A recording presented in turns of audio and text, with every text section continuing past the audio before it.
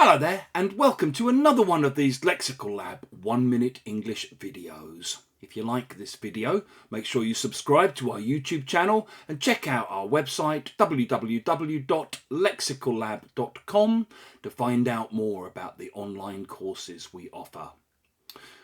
Much as it pains me to say this, probably my son's least favourite subject at school is English. He hates it with a passion. He recently got some homework from his English teacher that he was really struggling with. But in the end, he decided to knuckle down. He spent a long time working on it, with a fair bit of moaning and complaining as he was doing it. But in the end, he finished it, handed it in, and heaved a sigh of relief. He came home yesterday and told me that he got an A star for this particular piece of homework. There you go, I said to him. It just goes to show you put the effort in, you get results. We often say it just goes to show to mean something like this proves.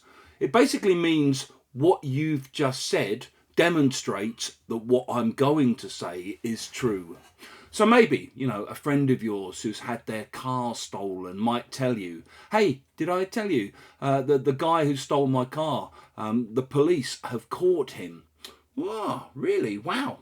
There you go. Just goes to show crime doesn't pay. Or the election of Trump, the re-election of Donald Trump in the United States. It just goes to show there's nothing too insane to not happen these days in politics. It just goes to show all manner of crazy things can actually now happen. And here in the UK, unlike, say, 40 years ago, same-sex couples can generally walk down the street holding hands, and hardly anybody bats an eyelid. Most people just leave people be and get on with their lives. It just goes to show how attitudes have changed. If you've enjoyed this video, please do click the like button. Please share it on social media with your friends, your students, your colleagues, and in the comment section below.